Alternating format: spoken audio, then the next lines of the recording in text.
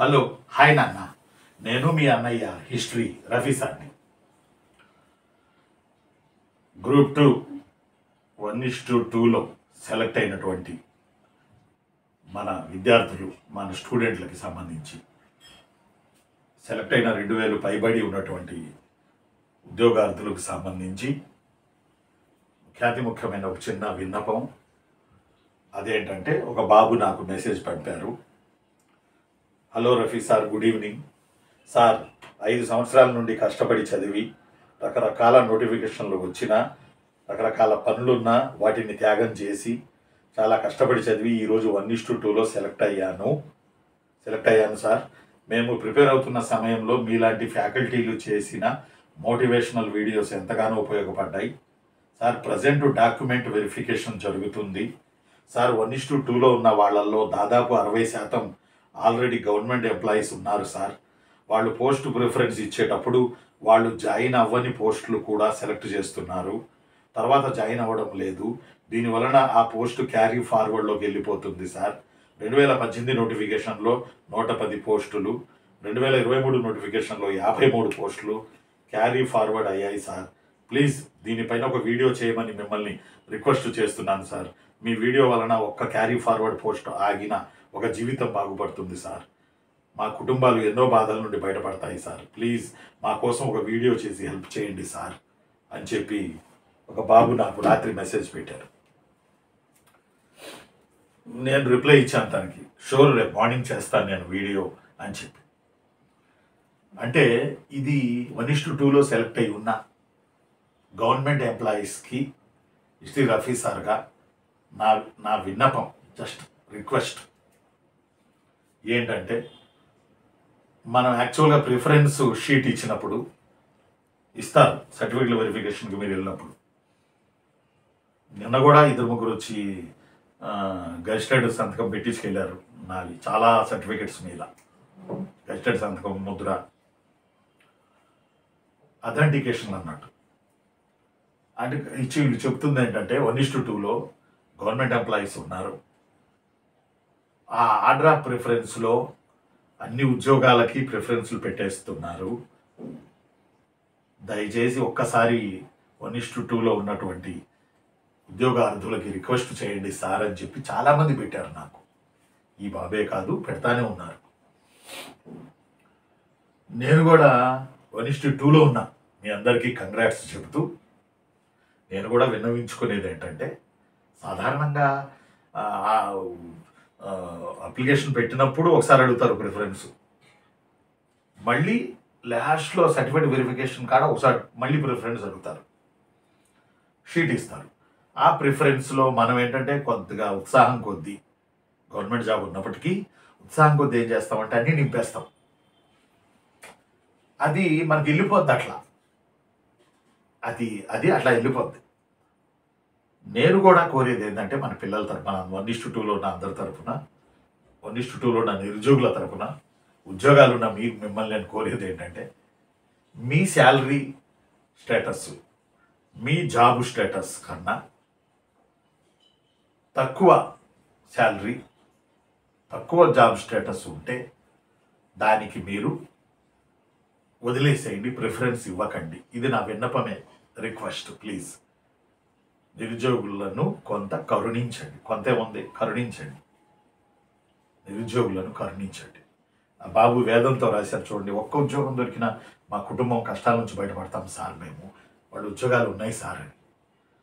లేదు, మీరు చేస్తున్న ఉద్యోగం మీకు ఇబ్బంది ఉందనుకోండి, లేదు అయినా నా క్యాడర్ కన్నా ఇది తక్కువే, అయినా నేను దీనికి వెళ్ళాల్సిందే, నేను ఇందులో చేయలేకపోతున్నాను. అది ఎండోమెంట్ కావచ్చు, లేదా సచివాలయం, ఇంకోటి సచివాలయం ఏదైనా కావచ్చు. నేను జూనియర్ అసిస్టెంట్కి వెళ్ళాలని ఉంది నాకు, నాన్ ఎగ్జిక్యూటివ్గా అయినా ప్రశాంతంగా ఉంటుంది. ఏఎస్ఓకి వెళ్ళాలని, ఏఎస్ఓలు చాలా ఉన్నాయిగా, ఏఎస్ఓకి వెళ్ళాలని ఉంది నాకు అనుకున్నప్పుడు అది మీ ఇష్టం, దానికి ఎవరు కాదనరు, అది మీ ఇష్టమే. కానీ కొంతమంది నిరుద్యోగులకి మీరు ఉద్యోగాలు ఇచ్చిన వాళ్ళు, ఇప్పించిన వాళ్ళు అవుతారు. ఈ ఉద్యోగాల ఆర్డర్ ఆఫ్ ప్రిఫరెన్స్ ఎలా ఉంటుందంటే, మీరు జాగ్రత్తగా పెట్టాలి. యాక్చువల్గా ఎప్పుడో చేయాలి ఈ వీడియో నేను. మనకి మార్కులు బాగా వచ్చి ఉన్నా, మన బాధ ఏంటంటే వాళ్ళు ర్యాంకింగ్ సిస్టమ్ ఇలా, మార్కులు ఇలా, ఇది పెయిన్ఫుల్. బాగా మార్కులు వచ్చి ఉంటేనే మీరు 1:2లోకి వెళ్ళారు. 1:2లో ఉన్నప్పుడు మీ జోన్కి సంబంధించి, మల్టీ జోనల్కి సంబంధించి అట్లా ఉద్యోగాలు ఉంటాయి. అవి జాగ్రత్తగా చూసుకోండి. అర్థమట్లా? మీ ఆర్డర్ ఆఫ్ ప్రిఫరెన్స్లో నాకు ఈ జాబే కావాలని అన్నీ అదే నింపొచ్చారనుకోండి, ఒకవేళ మీ జోన్లో రకరకాల రిజర్వేషన్ కేటగిరీలో రోస్టర్ పాయింట్ల దాంట్లో ఒకవేళ మీకు ఆ జాబ్ మిస్ అవ్వచ్చు.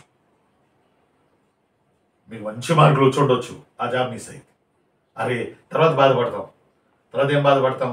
అరే నేను ఇది పెట్టి వచ్చినా దాంతోపాటు 2-3 పెట్టి వచ్చుంటే పోయేదే, అది రాకపోతే ఇదన్నా వచ్చేదే అని బాధపడతాం. అందువల్ల జాగ్రత్తగా 1:2లో సర్టిఫికేట్ వెరిఫికేషన్ జరుగుతుంది కాబట్టి ఆర్డర్ ఆఫ్ ప్రిఫరెన్స్ ఇచ్చేటప్పుడు కొంతమంది తెలిసిన వాళ్ళని అడిగి ప్రిఫరెన్స్ జాగ్రత్తగా తీసుకొని మీ రిజర్వేషన్ కేటగిరీలో లేదా మీ ఓపెన్ కేటగిరీలో మీ జోన్లో ఈ ఉద్యోగం మల్టీ జోనలా ఇవన్నీ స్టేటా ఇవన్నీ చూసుకొని జాగ్రత్తగా మీరు ఆర్డర్ ఆఫ్ ప్రిఫరెన్స్ ఇవ్వండి. కూలంకషంగా తెలుసుకోవాలి. అదే జేఎల్ డిఎల్ అనుకో, ఆర్డర్ ఆఫ్ ప్రిఫరెన్స్ అనే జాబ్స్కి ఏముంటుంది? జేఎల్ అంటే జేఎల్, డిఎల్ అంటే డిఎల్ఏ. గ్రూప్ 2 అనేటప్పటికి 100 రకాల ఉద్యోగాలు ఉంటాయి. అందువల్ల కాబట్టి ఈ వీడియో చేయడంలో ప్రధాన ఉద్దేశం ఏంటంటే మీ జాబ్ స్టేటస్కి, మీ శాలరీ స్టేటస్కి తక్కువగా ఉన్న వాటికి మీరు వెళ్ళాలనుకుంటే ఓకే. నాన్న యాజ్ హిస్టరీ ఆఫీసర్గా నేను మిమ్మల్ని రిక్వెస్ట్ చేస్తున్నాను, మీరు వెళ్ళాలంటే ఓకే, మీ ఇష్టం. కాకపోతే మీ స్టేటస్కి, జాబ్ స్టేటస్కి తక్కువ, శాలరీ స్టేటస్కి తక్కువ ఉన్న వాటికి మీరు వెళ్ళాలనుకుంటే ఓకే. అంటే ఇందులో బాగా ఫోర్స్ ఉంది, నేను సివిల్స్ ప్రిపేర్ అవ్వాలి, నాకు టైం చాలతలేదు, ఇట్లా వేరియస్ రీజన్స్ ఉంటాయి కదా. అట్లా ఉండి మీరు ఆ జూనియర్ అసిస్టెంట్కైనా అది ఏసోకైనా వెళ్ళాలి ఓకే. కానీ ఇంతకన్నా తక్కువ వస్తే నేను ఎందుకు వెళ్ళినా వేస్టే కదా అనుకుంటూ అన్నీ నింపి రాకండి. అంటే ఇది నా రిక్వెస్ట్ మాత్రమే. అన్నీ నింపేసి వస్తే మీ వెనక ఒక నిరుద్యోగి కళ్ళ నిండా కన్నీళ్లు పెట్టుకుని అలా ఎదురు చూస్తున్నాడు, ఒక్క ఉద్యోగం వస్తే చాలు అని. అది ఏ ఉద్యోగం అయినా ఒక్క ఉద్యోగం వస్తే చాలు అని కళ్ళెమ్మట నీళ్లు పెట్టుకుని నిలబడి ఉన్నాడు ఒక నిరుద్యోగి 5 ఏళ్ల నుంచి. మనకేదో ఒకటి ఉంది, అలాగే త్యాగం చేయమని అంటలా. మీ స్టేటస్కి, మీ జాబ్ స్టేటస్కి, మీ శాలరీకి, ప్రొటెక్షన్కి తక్కువ ఉన్న దాన్ని మీరు వెళ్ళాలనుకుంటే అప్లై చేసుకోండి, తప్పులేదు, మీ ఇష్టం కదబ్బా. కాకపోతే కొద్దిగా వద్దనుకున్నప్పుడు కొద్దిగా చూసి వాటిని వదిలేస్తే నిరుద్యోగులు నింపుకుంటారు వాటిని. ఒక ఫ్యామిలీ ఉద్యోగం వస్తే 6 బాగుపడతారు. అమ్మ, నాన్న, ఇంట్లో ఉన్న వాళ్ళు, మీ అందరికీ తెలుసు, ఆల్రెడీ మీరు ఉద్యోగాలు చేస్తున్నారు. 1:2 ఉన్న వాళ్ళలో 50% జాబ్ హోల్డర్స్ అని నాకు తెలిసింది, 50-60%. అందువల్ల ఎందుకంటే మళ్ళీ ఎప్పుడు నింపుతారో లాంగ్ టర్మ్ తీసుకోవచ్చు క్యాలెండర్ రావడానికి.